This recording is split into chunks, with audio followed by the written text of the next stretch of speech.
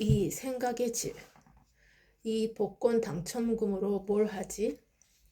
나는 생각지도 않은 공짜 돈이 생기자 의문이 들었다. 혹시 내가 생각의 질이 높아서 나에게 이런 돈이 들어온 것일까? 나는 지나가던 길을 멈추고 가방에서 저스틴이 준 답변지를 꺼내어 다시 읽어보았다. 그런데 찬찬히 읽다 보니 사업에 실패한 아버지가 떠올랐다. 생각의 질이 떨어지면 떨어진 만큼 자신이 가지고 있던 돈이 나가게 된다고? 그럼 우리 아버지는? 나는 몇 번을 반복해서 읽어봐도 도무지 이해가 되지 않았다. 답변의 내용이 마치 아버지의 가진 생각의 질이 떨어졌다고 하는 것 같기 때문이었다.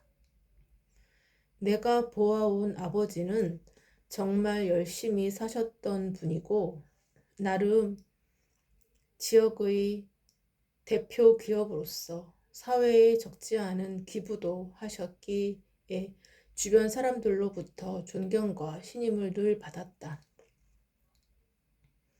그래서 나는 이 답변을 도저히 받아들일 수 없었다. 생각 같아서는 당장 두 번째 질문 알베르게로 돌아가서 답변지의 내용을 따지고 싶었다. 하지만 지나온 질문 알베르게의 주인들은 답변과 어느 정도 거리를 두는 태도를 보였기에 돌아가 봐야 별 소득이 없을 것 같았다.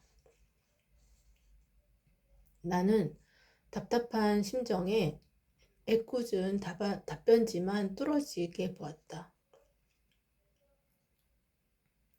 그러다 다음 질문 알베르게에 가서 이 답변에 대해 따져봐야겠다는 생각이 들었다. 그런데 다음 질문 알베르게는 로스 아르코스에 있다고 했는데 그렇다면 이틀이나 더 가야 하잖아? 나는 답답함을 품은 채로 이틀 동안이나 가야 한다고 생각하니 갑자기 가슴 한복판이 모래주머니를 삼킨 것처럼 묵직해졌다. 갑갑함과 짜증이 섞인 감정이 다리에 족쇄처럼 매달려 길이 더욱 아득하게 느껴졌다. 대체 생각의 질이 뭔데? 생각의 질에 사로잡혀 길을 걷다 보니 어느덧 마을 끝에 다다랐다. 마을을 벗어나는 입구에서 6개의 아치로 이루어진 다리가 나타났다. 이 다리는 중세시대 순례자들의 안전한 통행을 위해 왕비가 만들었다고 해서 여왕의 다리라고 불렸다. 또한 산티아고 순례길에서도 가장 아름다운 다리로 알려져 많은 순례자들이 사진을 찍는 명소였다. 마침 다리를 배경으로 한 커플이 서로 사진을 찍어주고 있었다. 나는 커플에게 다가가 인터뷰를 요청했다. 안녕하세요. 한국 방송국에서 온 오수연 PD입니다. 잠시 인터뷰 괜찮으실까요? 네, 괜찮지, 자기야. 남자가 여자를 보며 의견을 묻자 여자도 흔쾌히 인터뷰를 수락했다. 재미있을 것 같아 뭐가 궁금하신가요? 먼저 자기소개 부탁드릴게요. 저희는 루마니아에서 온 리콜과 비앙카예요. 그렇구나. 저는 루마니아라고 하면 드라큘라 백작이 제일 먼저 생각이 나요. 드라큘라 백작이 루마니아 배경으로 유명하죠. 루마니아 최고의 관광 상품이기는 해요. 제가 루마니아에서 왔다고 하면 만나는 사람들마다 드라큘라 백작 이야기를 하더라고요. 너무 많이 들어서 지친다는 느낌으로 비앙카가 답했다. 나는 약간 머쓱해져서 얼른 화제를 돌렸다. 하하, 그렇군요. 순례길은 어떻게 오게 되셨어요? 저희는 얼마 전에 결혼했어요. 허니문을 순례길로 온 거예요. 그래서 그렇게 알콩달콩해 보였군요. 어머, 표시가 많이 났어요? 앞으로 우리의 앞날에 축복이 가득하길 바라며 어떤 고난이 오더라도 함께 도우며 이겨내자는 의미로 허니문을 순례길로 왔어요. 제가 사진 한 장 찍어 드릴까요? 저기 다리 건너편에서 찍으면 전체적인 다리의 모습이 나와서 사진이 멋질 것 같아요. 네, 그럼 부탁드려요.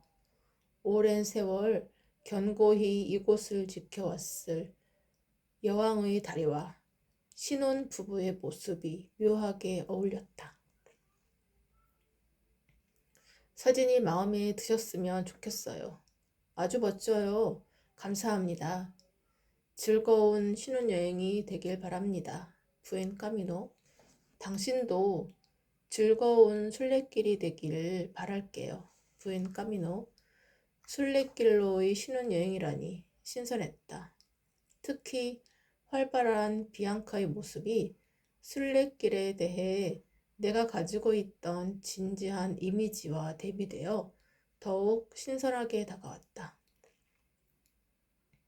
인터뷰를 마치고 니콜과 비앙카가 자리를 떠나고 잠시나마 중세시대에 와 있는 듯한 느낌을 받으며 이 다리와 어우러진 풍경을 카메라에 담았다. 그러고 나서 다리를 지나가는 순례자들의 모습을 담고 있는데 마침 낯익은 얼굴이 보였다. 수지였다. 하이 수지, 오늘 아침 컨디션은 어때? 오수연, 보시다시피 이 멋진 곳에서 컨디션이 좋지 않을 리가 없지. 그동안 순례길은 어땠어? 뭐 나쁘진 않았어. 괜찮다면 너를 인터뷰하고 싶은데 어때? 좋아. 지금 내가 기분이 좋으니 특별히 출연료는 스킵하지. 궁금한 게 뭐야?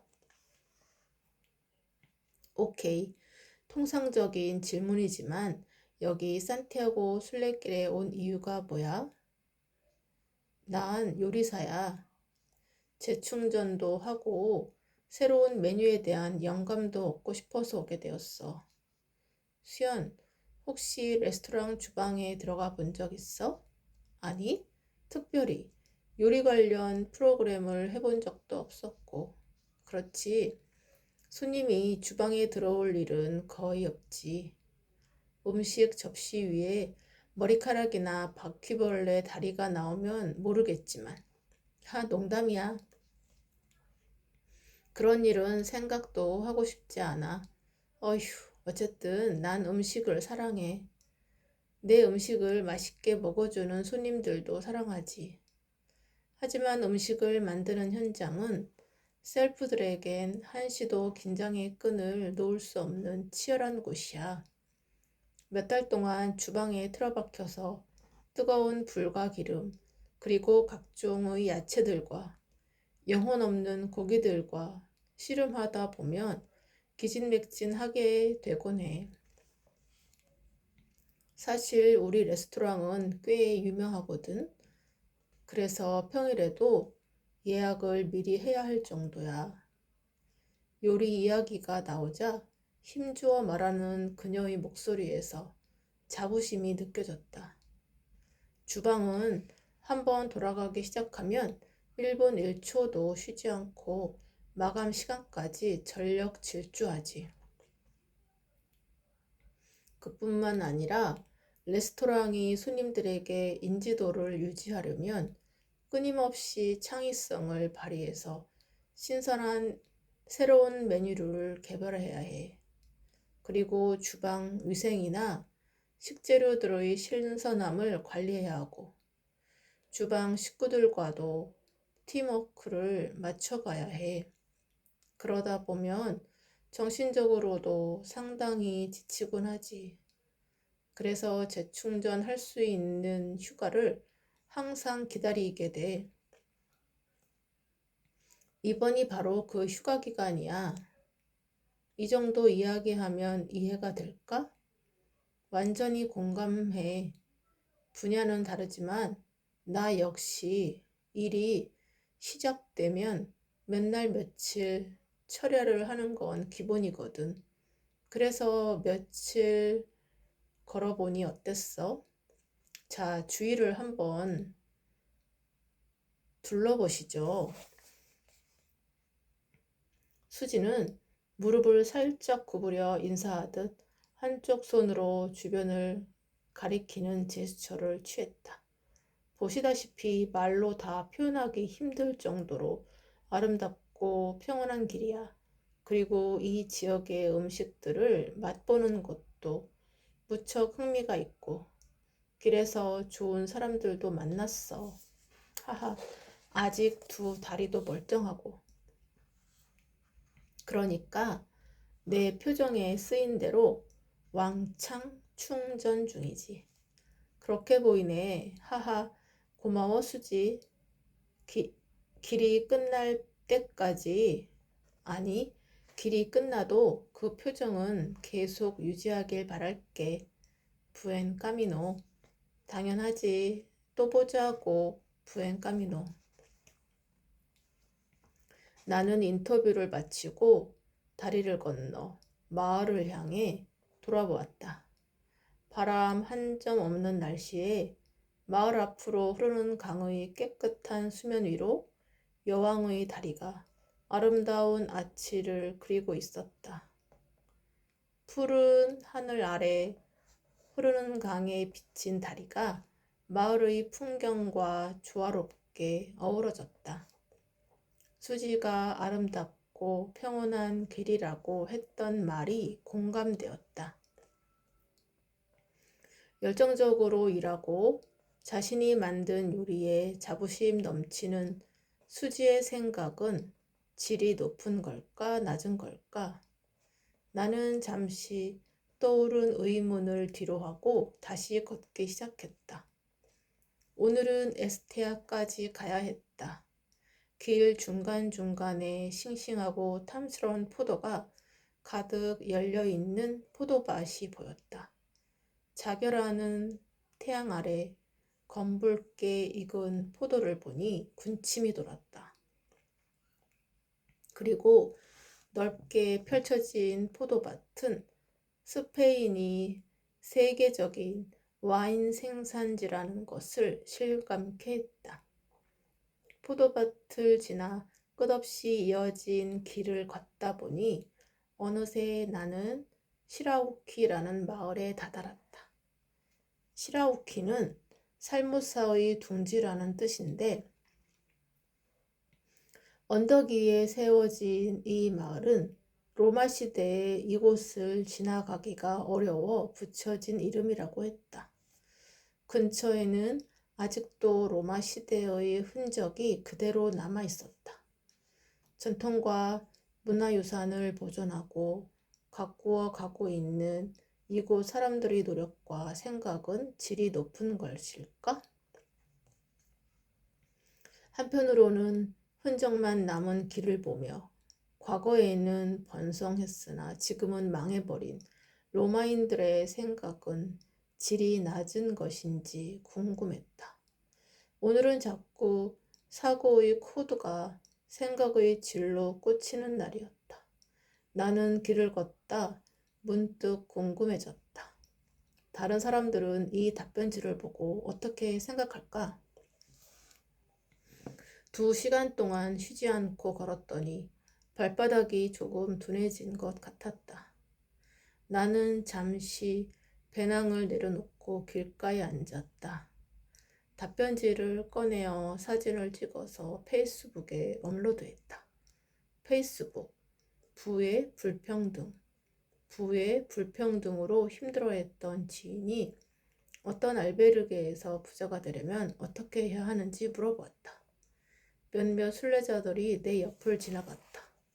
대부분은 묵묵하게 길을 걷고 있었다. 그 중에 혼자 스틱을 짚으며 걸어가는 사람, 무엇이 재미있는지 깔깔 웃으며 걸어가는 사람이 눈에 띄었다.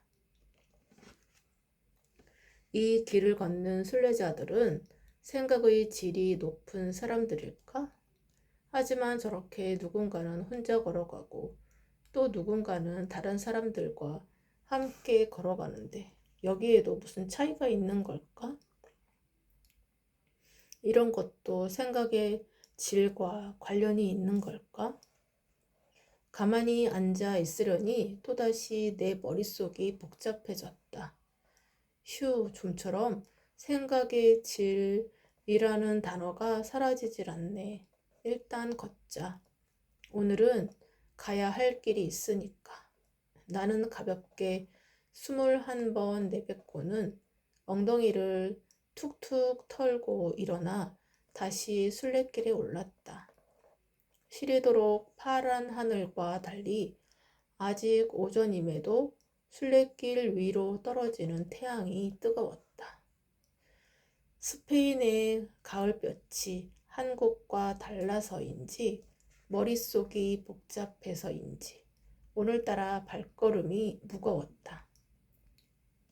그렇게 한참을 걷다가 지칠 때쯤 사람들의 말소리가 귓가에 들리기 시작했다.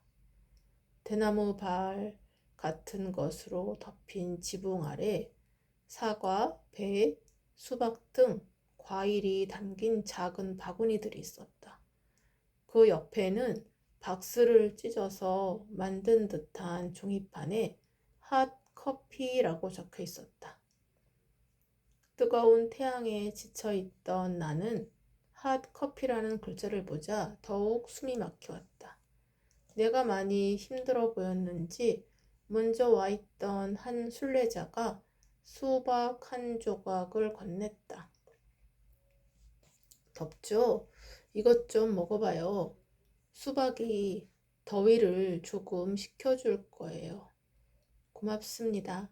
수박을 한 입 베어 먹자 단맛이 입 안으로 퍼지며 더위에 힘들었던 몸이 조금 녹아내리는 것 같았다. 좋네요. 여기는 뭔가요? 기부바예요. 커피도 있고 저기 냉장고에는 시원한 물도 있답니다.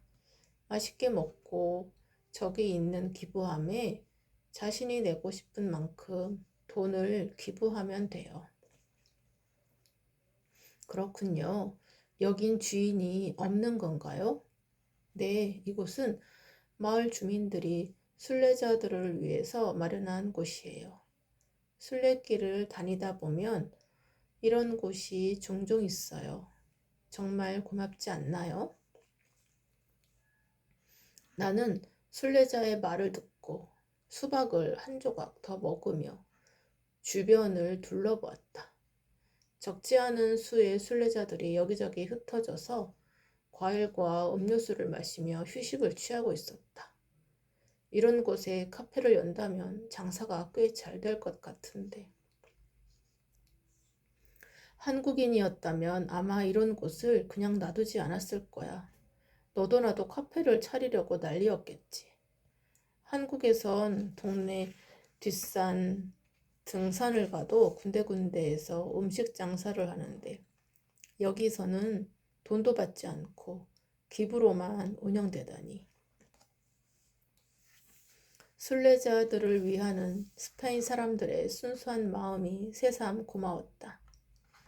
몇몇 순례자가 이쪽으로 걸어오고 있었다.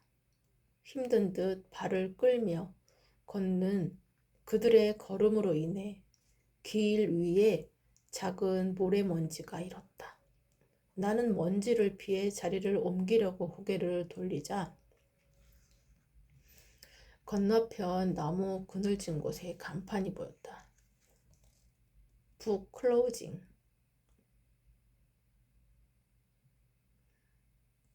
북 클로싱? 이런 곳에서 책이라니. 그래도 저 나무 그늘진 곳이 조금은 시원할 것도 같으니 한번 가볼까?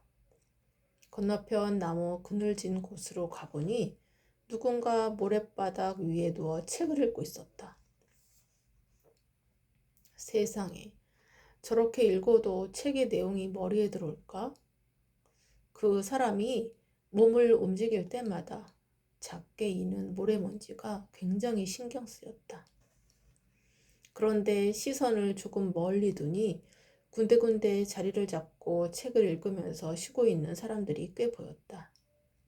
나는 이런 곳에서 책을 읽고 있는 사람들의 모습이 너무도 신기했다. 한국 사람들이라면 보통 목적지에 빨리 도착하고 싶어야 할 것이다. 그런데 이렇게 길에 누워서 책을 읽고 있다니 저런 여유는 도대체 어디에서 나오는 것일까? 한국인 순례자 중에 이런 곳에서 책을 보는 여유를 부리는 사람이 과연 몇이나 될까? 이 사람들은 생각의 질이 높은 걸까? 낮은 걸까? 나도 여기에서 잠시 쉬어가려고 자리를 잡고 앉았다. 그 옆에서 먼저 앉아있던 청년 2명이 나누는 이야기가 들렸다.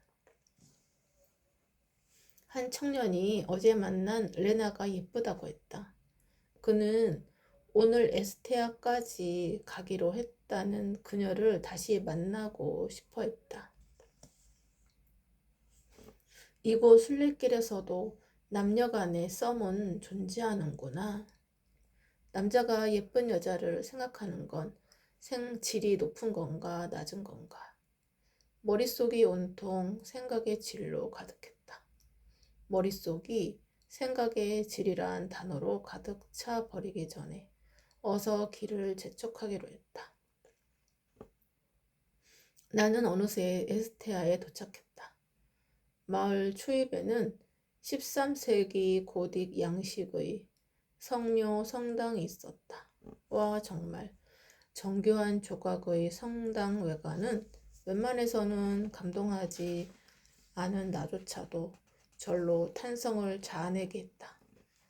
성당 입구의 파사드는 7개의 거대한 아치로 둘러싸여 있었는데 겹겹이 쌓인 아치가 나의 시선을 확 끌어당겼다.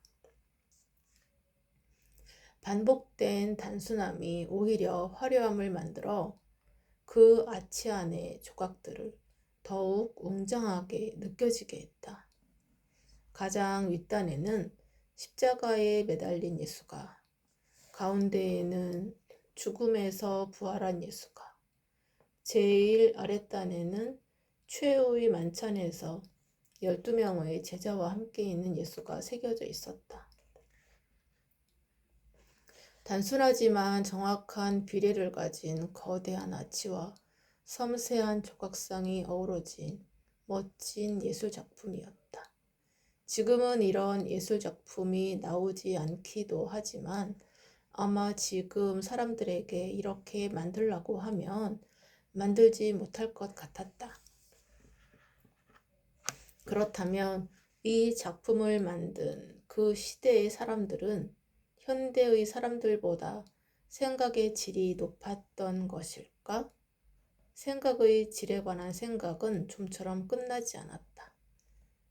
나는 이 생각에서 벗어나기 위해 도리지를 쳐보았지만 별 소용이 없었다. 뭔가 늪에 단단히 빠지기라도 한 것 같았다.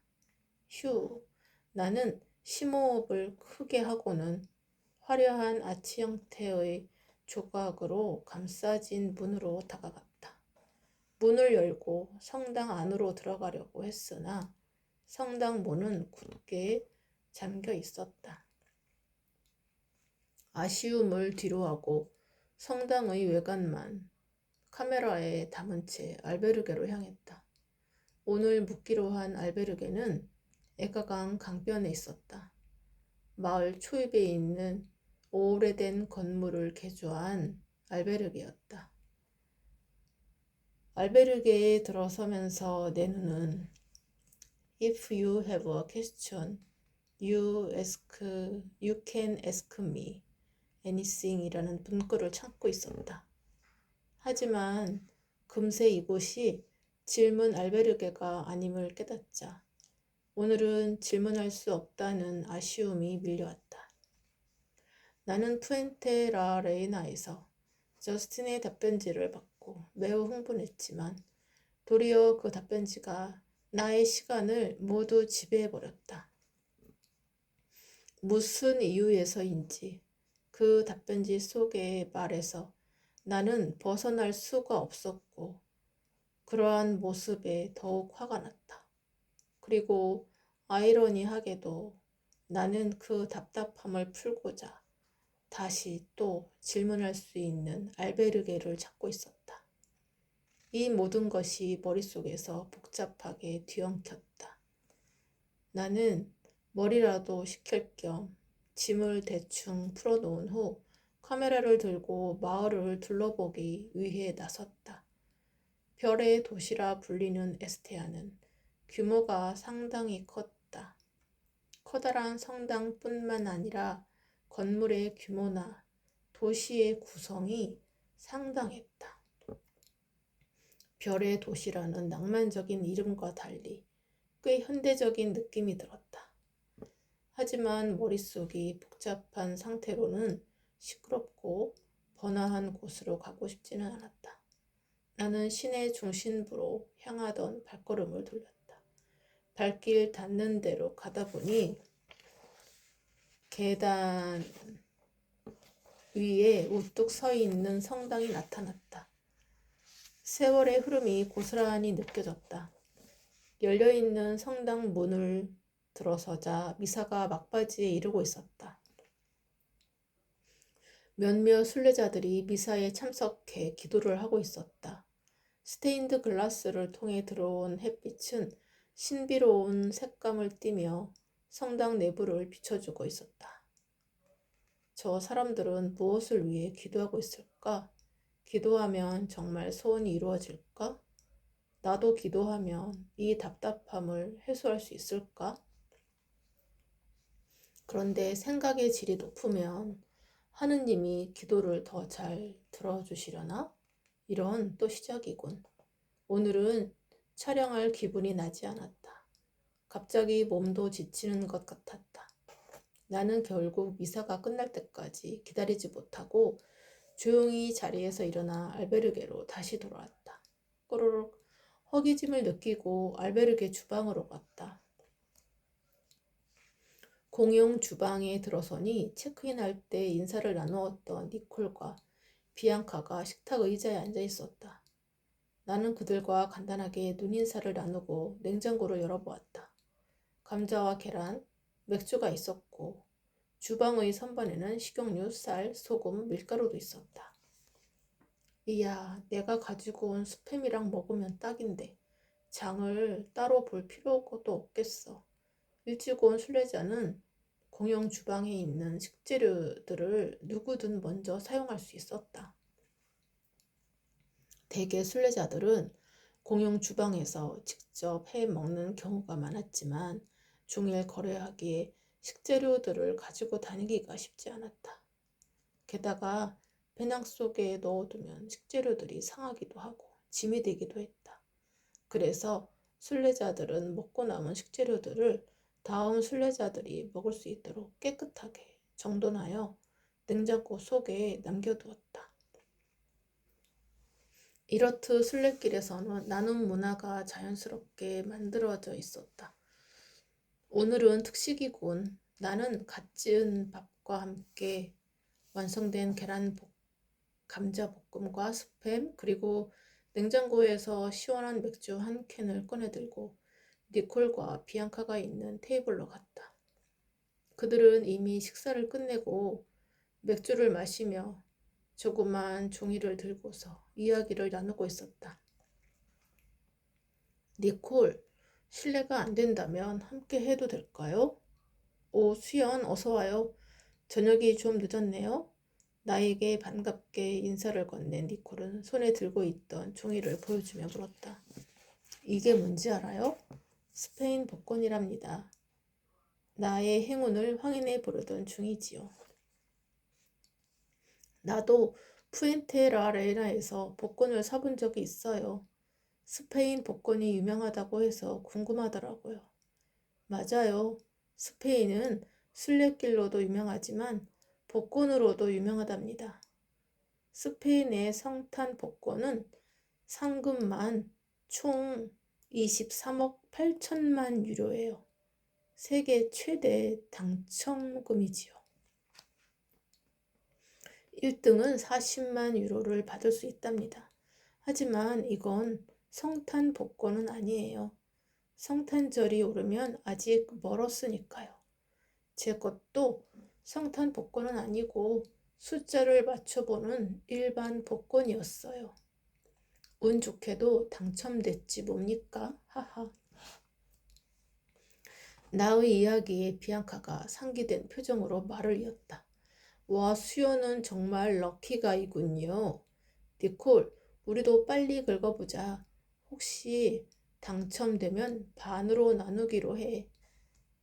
두 사람이 복권을 긁는 동안 나는 시원한 맥주를 마시며 갈증을 채웠다.